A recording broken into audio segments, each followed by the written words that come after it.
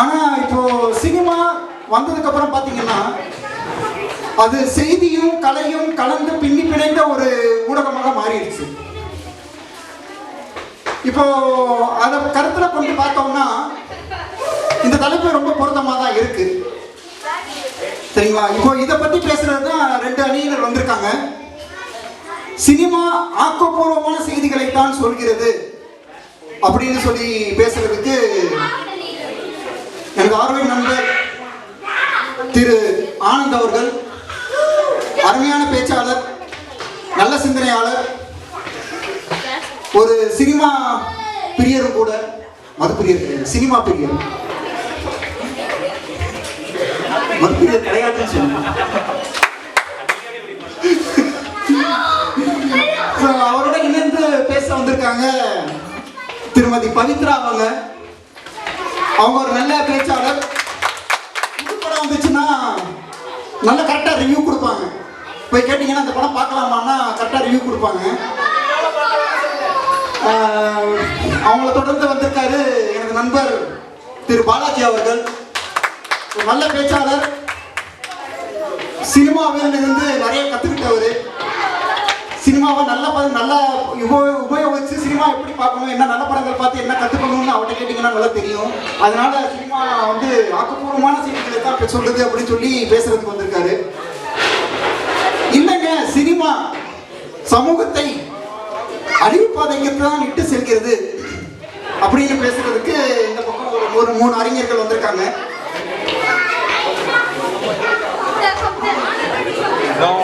அதை பார்த்தீங்கன்னா என் நண்பர் திரு கவின் அவர்கள்,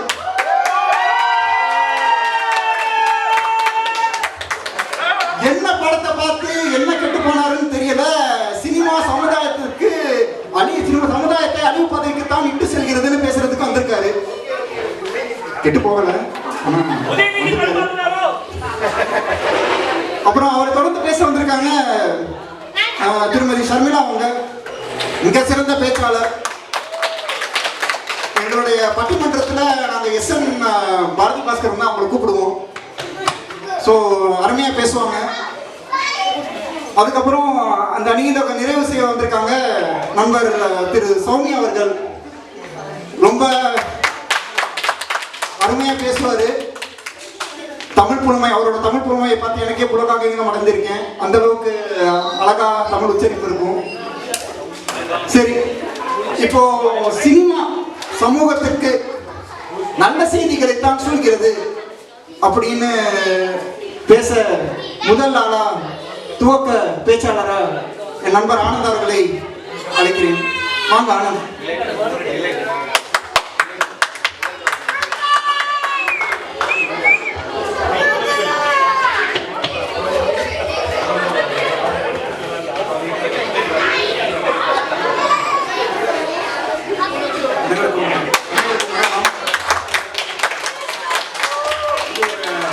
இது ஒரு நல்ல தலைப்பு, அதனால ஒரு பாட்டுல இருந்து ஆரம்பிக்கலான்னு இருக்கேன்.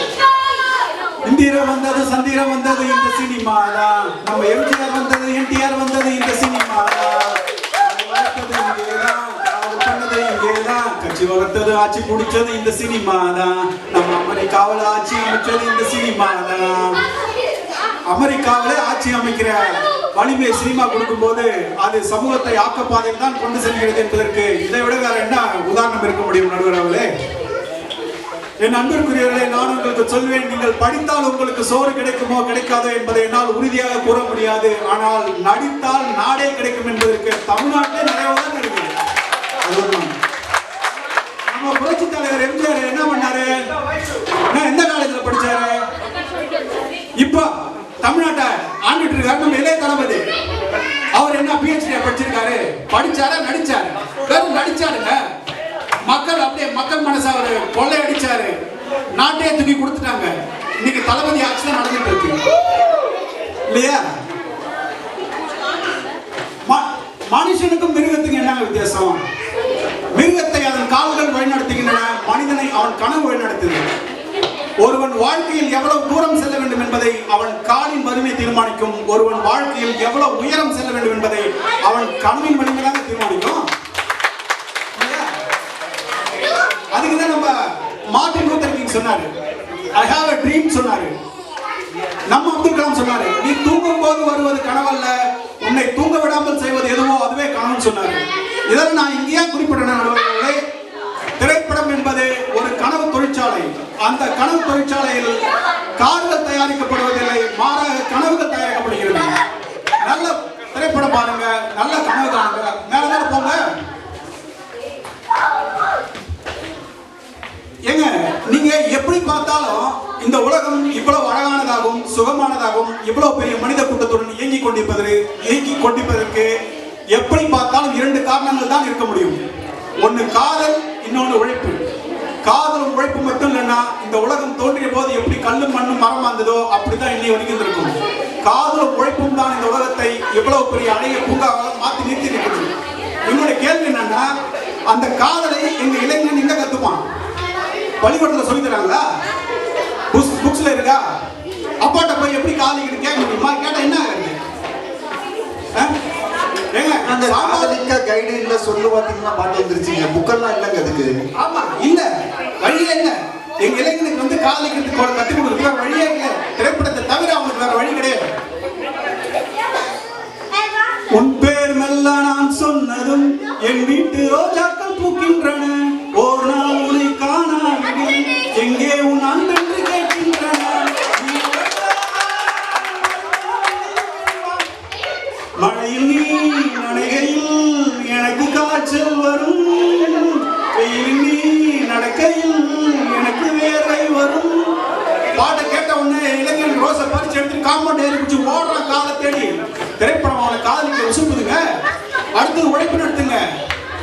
உழைப்பின் மேன்மை இன்றளவும் ஒரு சித்தாந்தம், ஒரு தத்துவம் போட்டுக் கொண்டிருக்குதுன்னா அது கம்யூனிச தத்துவத்தை தவிர வேறு எதுவுமே கிடையாது. அழிந்தவர் சிரிப்பதும் சிரிப்பவர் அழுவதும் விதி வழி வந்ததில்லை, உலகில் உள்ளதை ஒருவனுக்கு என்ற இறைவன் தந்ததில்லை என்ற கம்யூனிச தத்துவத்தை எளிய மக்களுக்கு புரியும் வகையில் கொண்டு சேர்த்தது சினிமா என்பதில் உங்களுக்கு யாருக்குமே மாற்ற முடியாது இல்லையா? மனுஷனுக்கு பல பிரச்சனைங்க, ஆம்பளைங்களுக்கு அதை விட பயங்கர பிரச்சனை. அவனால பஸ்ல ஏறாப்ல ஒரு அம்மா உட்காந்து சீட்ல அது பார்த்தவனே அவனை திட்ட ஆரம்பிச்சது. கண்ணா பின்னாடி அவன் ஒண்ணுமே புரியல. என்னமா ஏமா என்ன திட்டாப்ல. அது கொஞ்ச நேரம் அவன் உத்து பார்த்துட்டு, ஐயோ நீங்க வீட்டுக்கார மாதிரி இருந்தீங்களா, பழக தோஷம் திட்ட ஆரம்பிச்சாங்க. பழக தோஷம் திட்ட ஆரம்பிச்ச மாதிரிக்கே இந்த நிலைமை. அப்போ அசலுக்கு வீட்டுல எப்படி இருக்குன்னு நீங்களே புரிஞ்சுங்க. ஆம்பளைங்க இவ்வளவு மன அழுத்தத்தில் இருக்கான், எங்களுக்கு ஒரு கிளம்பு வேண்டாமா?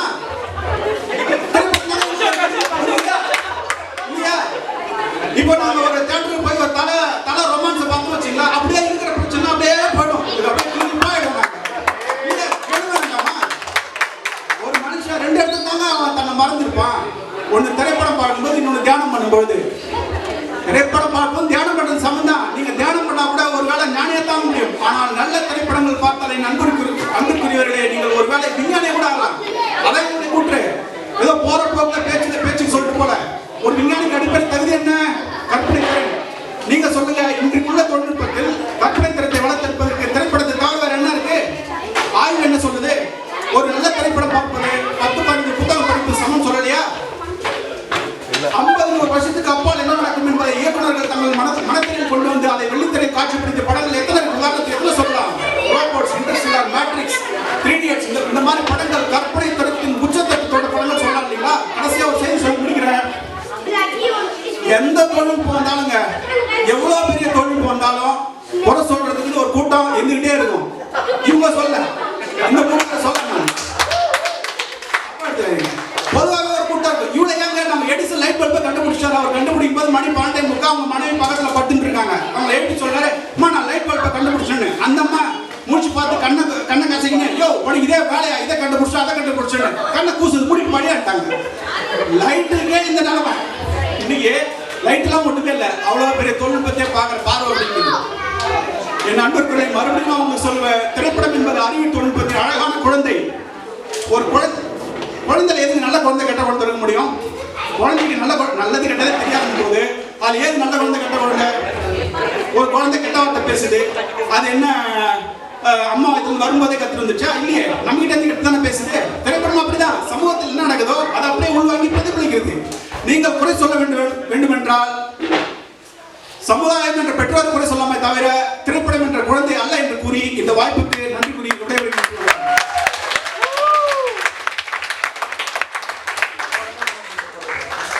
பாட்டெல்லாம் பாடி கலக்கிட்டாரு ஆனந்த்.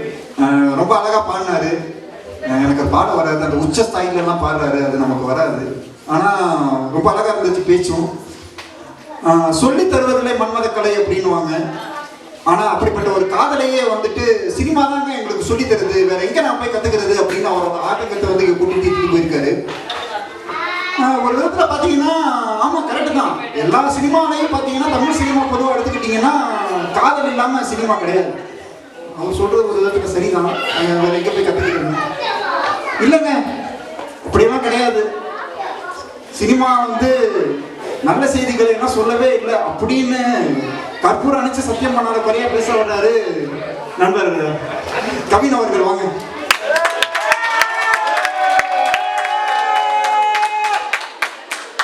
அனைவருக்கும் வணக்கம். மைக்கு தாமஸ் ஆல்வா எடிசன் பல்பா கண்டுபிடிச்சான்னு தெரியுமா? கேக்குதுங்களா? Hello. So Thomas Alva Edison மைக்கை கண்டுபிடிச்சா எல்லாத்துக்கும் தெரியும். ஆனால் நைட்டு 12:45 பெட்ரூம்ல தான் கண்டுபிடிச்சாருன்னு இப்போ சொல்லிட்டு அனைவருக்கும் மீண்டும் வணக்கம். இந்த இனிய நாள் சந்திப்பதில் மிக்க மகிழ்ச்சி. இரு அணியினரில் எந்த கட்சிக்கு அறுதி பெரும்பான்மை கிடைக்கப் போகிறது என்று கூற வந்திருக்கும் சபாநாயகர் நடுவர் அவர்களே. சபாநாயகர் இன்னும் அந்த மாதிரி பதவி என்ன எனக்கு அரசாங்கத்தில் தரணும். எதிரணியில் இருந்தாலும் எங்களுக்காக வேலை செய்து எங்களுக்காகவே பேசிட்டு ஆனந்த் அவர்களே, எங்கள் தலைவனை பற்றி ஏதாவது பேசினால் தக்காளி எடுத்து வீசுவோம் என்று கூறிவிட்டு 4 வாரங்களே ஆனாலும் ஆல்ரெடி வன்முறை ஆரம்பித்திருக்கும்